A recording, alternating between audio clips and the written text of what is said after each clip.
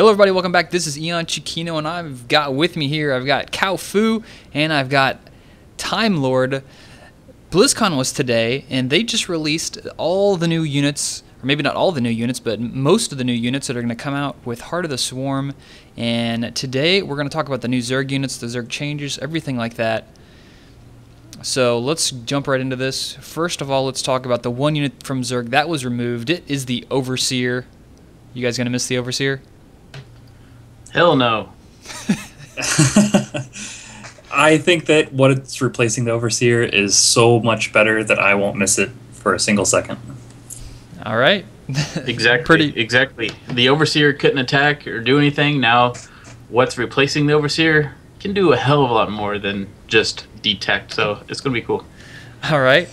And next thing on the list, so that's the one unit from Zerg that's being removed. Next thing on the list is Ultras now have a Burrowed attack, which you upgrade this, and so they're underneath the ground. No, wait, I think they start above ground, and then they have this charge ability similar to Zealots, but they go underneath the ground and then pop up and then stun all the units in an area and then start attacking. So imagine like you got Marines, tanks, and you got Ultras coming at you. They just go underground and then pop up on top of the tanks and then just like go crazy, right?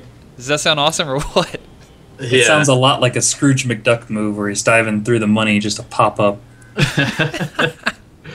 Yeah, I think, everybody's been talking about the Ultralisk needs something to be useful. It is useful, but this is just like, wow, it just sounds like you want to get that now. So yeah, I like it. I've always just this image in my mind of just like Zerglings like in front of Ultras, and they're like running back and forth like, I can't get into the fight, and they're just like all like trying to do anything. But that on top of the partial stun ability is pretty big. If you could like target those individually, get like a big stun of units, I could see Ultras being. I mean, that's going to be a really nice upgrade to have with Ultras, because right now they're just not very good.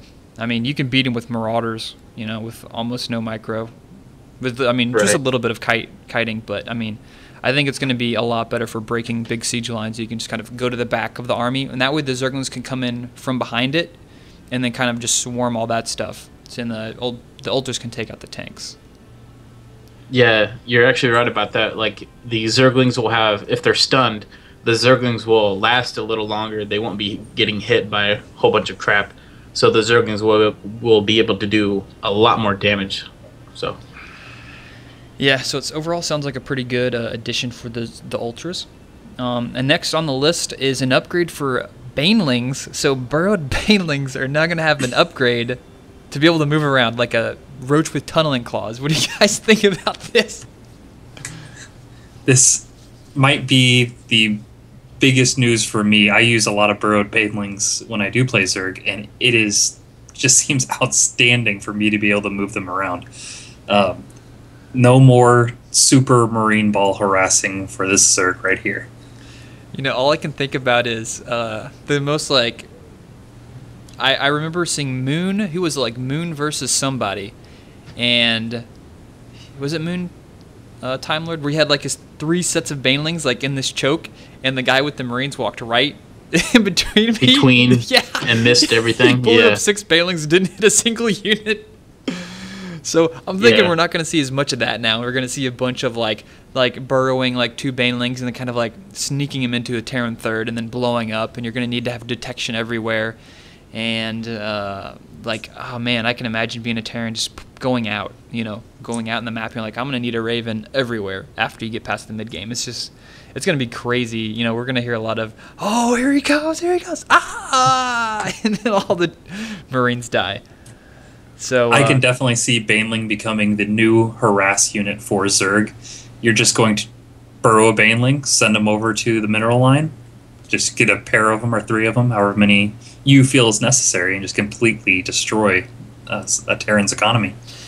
Yeah, you could use like overlords with like transport ability. Just get some Banelings, drop them on like the edge of your opponent's base, like inside his main, and then burrow them and then crawl them back to his mineral line, and then boom, there you go, instant damage. Yeah, and again, we do got to remember that this upgrade is a hive upgrade, so you're going to need to have the hive to actually upgrade this. So we're really going to see this later on in the late stages of the game. And, you know, there's mutas. Okay, Zerg has mutas, really, for, like, mid-game harassing. Mm-hmm. And for these Burrowed Banelings, I think this is really going to help Zerg because of that late-game harassing potential. So I like this change as well. Yeah, sounds like Baneling's going to be pretty nice. I want to jump back to the Ultra thing just real quick. Do you think an Ultra will be able to do that and then like go up a cliff? Or do you think it's going to be blocked by cliffs and other debris? I'd imagine it's all based on vision. I think they're going to treat it almost identically to Blink, but maybe not, because there are big crevices where you can blink over, which wouldn't have Earth for you to go through. So that's a good question. All right. Next on the list is the long-hated Hydra, the guy who never could win a race. He's the slowest thing ever off creep, and he's going to get an upgrade where he's going to be faster off creep.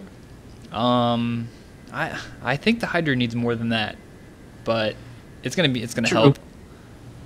True, because again, this Hydra speed is also a hive upgrade, and I would like that to be a lair upgrade, to tell you the truth, because you're not wanting to get Hydras. You're not going to be wanting to build Hydras that late into the game when you have a hive. And, well, I guess it could be more mobility, so you're actually going to save those Hydras, because now you just send out your Hydras, and as soon as they're off creep, you just say, okay, they're dead. Because if you get caught off guard or whatever, there's no running away, because Hydras are that damn slow. Yeah. So it's going to be an iffy, like, being a hive upgrade, because why are you making Hydras that late into the game? Yeah, and why don't you have creep all over the map? Yeah. Like, what is a situation where you would need Hydra with hive tech? I don't understand that at all. I just wish that was a lair upgrade instead of a hive right now. But hey, this is very, very, very early. So yeah, but I do like it. It's nice to have an upgrade, but is it going to be that useful? I don't really think so. Yeah. And we're also seeing a nice little trend setting here. We've got our new Baneling skill that needs the hive. We've got our new Hydra skill that needs the hive. We've got our Ultralisk increase, which of course needs the hive to make Ultras. Right. They really want us to get the hive a lot sooner than normal. Yeah. Yeah, maybe this new expansion will give us new strategies. Nice one. All right. Next on the list is the Corruptor is going to have a siphoning skill that will attack buildings and gain resources while it's like attached to it. So this is going to be a channeling skill where you'll basically cast it on, I don't know, a gateway. And as it's channeling, it's going to do damage to that building and give you minerals. I would assume just minerals, not gas, because that would kind of be amazing. And here's the question. Is this going to work on destructible rocks? Probably not. Well, it depends which destructible rocks you're talking about, but that's a whole new... That's a whole new barrel of rocks. We'll save that for another episode when we talk about maps or something. So what do you think about the siphoning skill? Is it going to be useful? The siphoning, it sounds like a Void Ray type thing. You know how it's just going to be lasered on there? And as soon as you run away, it stops, like the Void Ray. But it sounds like it's a castable ability, right? Yeah. Think they'll stack? I definitely think they'll stack. If you have multiple Corruptors. Like all attacking one pylon? Yeah, I believe, hell, it sounds like it should be like that. I'm not really sure. I don't know if it's actually corrupting the building, so yeah, you can only have one on it, but I don't know. That's definitely something to, because it didn't sound right just to have one Corruptor hitting a building and you're getting like one mineral. Yeah, it kind of depends on how they balance it, how many minerals you get per second of it being there. But I mean, I'm trying to think, like, in what situation would you just have your Corruptors flying around their base? Whenever you've already killed their Air Force. I've had this happen to me quite a bit if I go up against a Terran and a Protoss, and I really am just trying to kill a Protoss who's gone really heavy air. I build Corruptors to counter, and then once his air is dead, I have no reason to keep those Corruptors around unless I can make them into Broodlords. Oh. This at least gives me a second option to do something with them. Yeah, exactly right. Because like people like you'll see in pro games, a guy will have like 10 Corruptors, he'll kill all the Colossus, and then you're like, well, he's switching to Immortals. These Corruptors are completely useless. So now I guess they have a use. Yeah, that's a perfect example because now when you have nothing to combat those Corruptors because you've killed everything, now you're going to have to worry about your base because of the Corruptors. So that's like a whole nother like, oh crap, I'm going to be vulnerable in my base because of these Corruptors. So, hey, it sounds pretty... That does sound good. Yes, it does. Huh. So what's next? Let's see. Oh. Let's talk about the new units that are being added to the Zerg. We've got the Viper. It's going to be a flying unit that, let's see, what abilities does this thing have? It's going to basically replace the Overseer, and it's going to be a spellcaster. It's going to be sort of a support unit. It's going to have the ability to like remove its eye and then meld it onto any, I would assume, friendly or any unit you control or any unit your ally controls if you're talking 2v2 here or something like that. So you can like put it on a Zergling, and then that Zergling gains detection as long as it's alive. But this is a one-time ability, so choose wisely which unit you put it on. I'm thinking it's going to go on Queens quite a bit. Or maybe Roaches. Yeah, Roaches, especially if they've got the tunneling claws. See if they can't go through. Hidden now, you've got your own observer, the Zerg version, so they're going to need detection to see your detector. It's going to be a lot of interesting strategies that come about from who you're going to put the detection on once you get your Viper out. Yeah, just like Overseer right now, your Overseer is the one unit that has the detection. So I'm not sure if you can cast like it on another Viper, or, like having more air units that are a lot faster. Yeah. Like a Muta that is like really fast, so you can detect places a lot quicker. I think that can be a definitely plus to having it just not like an Overseer only, since Overseer doesn't exist anymore. You can put it on these select units to do something for like DT drops or whatever. If you do have a really fast unit like a Mutalisk that can get there a hell of a lot quicker, I think that's another use for it. I do have a question about this. Do you think your enemy will be able to tell which unit has the detection ability by just looking at it? Do you think they're going to like modify each unit individually, or is it just going to be, it'll just say detector if you select the unit? I think it's going to show it. I think there's going to be an actual graphical change. I think it's going to be a unit that you're going to want to protect, so you're going to want to put it on a beefy unit. And maybe keep it in the back of the army or something like that. Yeah, because it says it releases its eye, so you might have like a little eye poking out somewhere. I can imagine like Zerglings running around with like this big eye on their head. Yeah, that'd be hilarious. And the skill that actually seems extremely useful on the Viper is the Choke Breaker. The Viper is going to cast a green mist over enemy units, and any unit underneath this cloud immediately has its attack range reduced to 1, and it's going to, what else does it do? Yeah, I don't know if that's called Choke Breaker or Blinding Cloud. We have a lot of different, there's like resources that say it's Blinding Cloud, resources that say it's Choke Breaker. So I'm not sure what it's going to be called, but yeah, that it places a cloud on the ground, and inside the cloud, everything is melee range. So this is awesome for Zerg again, because versus Terran, you have a whole bunch of Marines, and you just plop that cloud down, and hell, the Marines can only attack what's being attacked, like Zerglings, and it's gonna punish Terran. Terran are gonna be like running away from clouds, just like Dark Swarm in Starcraft 1. So this is another game changer. Like Zerg is having so many good abilities. It's insane. It's also going to give anything else in that, any casters in that cloud will not be able to cast spells. So if you throw it on ghosts, anything in that area won't be able to cast a spell, which is going to be pretty nice. You'll be able to maybe throw that down and then push forward, or use it in a retreat. I could see that being extremely useful skill. And the last skill, which we saw a video of, that the Viper has, is kind of like it shoots out a tongue type of deal, and it attaches to a unit, and then like pulls it towards you. So you can use this on ally units, enemy units, to save your units, to capture Colossus. Evidently it works on massive units. So I wonder how this is going to work on, let's say, like a siege tank, or... Yeah, this is pimp, because exactly like that. If you're having siege units, and I'm not sure how the long range it is, but it looked really dang long in the video. So yeah, if you have those siege tanks, those Colossus with really long range, you can, boom, put them right into melee range. That's awesome, just like Scorpion. Get over here! Yeah. I love that crap. That's exactly Colossus, what it reminds me of. Colossus and siege tanks aren't the ones I would use it on, though. If I've got the ability to reduce their range to 1, I'm going to keep them as far away from me as possible.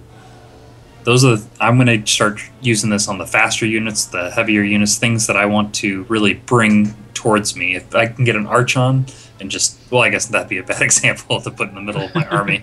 But if I have my Vipers after they've used their abilities, I'm probably going to send them to the other side of the fight and take all their heavy hitters out of the fight.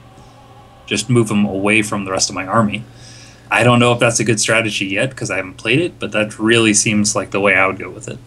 I'm kind of curious if you can like pull units over like cliffs. Like let's say you could pull like an Immortal like behind, like on the other side of rocks, and it's like trapped back there, or how the mechanic works. Like if you select, like if you cast it on a unit, does it directly hit that unit, or does it hit whatever it hits first, and kind of make the ability not as strong? Kind of curious how that works. Yeah, that'll be interesting. But yeah, Viper. Seems going to be. I do kind of agree. Yeah, definitely. I do kind of agree on what CowFu was talking about of stuff like tanks.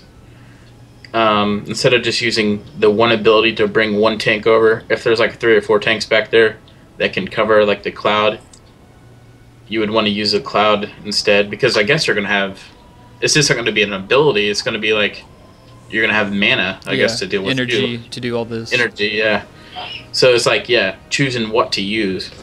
And yeah, I think the more mobile, bigger units is what you're going to use the get over here, whatever that's called. They should call that skill. They just call it Vipers. Get over here. And why'd they even name it a Viper? They should just call them Scorpion. Got it over with, right? Exactly. All right. But yeah, I think those are that is gonna be used more on mobile units like the Colossus that can actually get away from those clouds. So very awesome unit. Yeah, he's going to have multiple uses. Definitely a big improvement over the Overseer. And the final unit for the Swarm, they're going to have a Swarm Host. This is going to be a ground, I think, armored unit that does not have an attack, but it spawns 2 melee units infinitely. So it's kind of like a underground Broodlord, so to speak. And the units it spawns are called Lurkers, and they actually deal quite a bit of damage. Yeah, I was reading that. I was like, wow. I was very surprised of the amount of damage. It was like 17 or 16. Yeah, that's quite a bit. They're melee, so that's a lot for a melee unit. And it's gonna be they spawn 2 at a time. Yeah, it's gonna be a hive unit, so you're gonna have to. I'm assuming you're gonna have to get Infestation Pit for this tech. Yeah, it sounds like, again, with all those hive units, it sounds like the new Zerg is just gonna be get the hive. Survive and then get the hive, because this, like the Swarm Host, if you have Broodlords and Swarm Hosts, that's gonna be so many little units that are free. It's gonna be insane. Yeah, it really is gonna be the Swarm, like what Zerg is known for, the Swarm, because you're just gonna have so many damn units. I'm just imagining leaving like 1 or 2 of those like at your expansions for defense. Like it's like an infinite defense. You know, throw down like a Spine Crawler and then put like one of these guys, because, you know, Terran, or even now recently Protoss, love doing these drops. They love doing Warp Prism drops. Terran love doing like Marine drops. You just leave one of these guys Burrowed at each of your like outlying expansions just for like respawning defense. Yeah, it sounds like StarCraft 1 with a Lurker. Yeah, definitely. The Lurker, well, they're even called Lurkers, I guess, right? That they're popping out. No, they're called Locusts. Locusts, okay. I thought you said Lurker. Okay, Locust. But the swarm hosts sound like a Lurker, where they actually control areas. So if you have swarm hosts, burrowed, invisible, popping out crap, you're going to have to waste scans, you just can't deal with them on the fly because it sounds like they're going to hurt big time. And they're going to control areas a lot better. Yeah, they should be cool. Another unit to add to the Zerg arsenal. So Zerg coming out pretty good on this patch. I think or this with expansion. This patch, though, expansion. Full expansion. The Zerg looks like it's going to be a lot harder to play, though. Before you had positioning, and then you had just your infestors. Now you've got to deal with your Vipers. You've got to deal with the tunneling of your Ultralisks if you have them. You've got swarm hosts to position before the fight starts, so you have to pick a lot better where you're going to fight. You've got your Banelings, which you're going to have to set up and move around during the fight, or set up beforehand to move around. It looks like they're going to require an insane amount of micro during the big fights. Yeah, especially when you have really fast Hydras moving around. You're going to have to micro the hell out of those.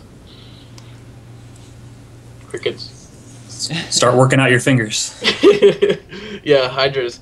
I still can't believe that. But, yeah. So it's just going to be crazy. I'm going to like it a lot. Zerg just sounds like, yeah, this patch, Heart of the Swarm, it is the Zerg, expansion. Yeah. And it really shows, right? For sure. Cool. You guys got any other comments for the new Heart of the Swarm change? I hope BlizzCon releases some interesting new information. Yeah. Because so far, day one, so much. So yeah. And I think that's going to be it for this episode. We just did a basically review of everything Zerg related for the Heart of the Swarm. Make sure to stay tuned for we're going to do one for Terrans, all the Terran changes. We're going to do one for all the Protoss changes, and we're going to do one probably covering the maps and all the other kind of random changes that are going to be happening in the expansion, the Dota 2 edition, and all that kind of jazz. So, oh yeah, one Dota player out there. So that's it for us. See everybody later.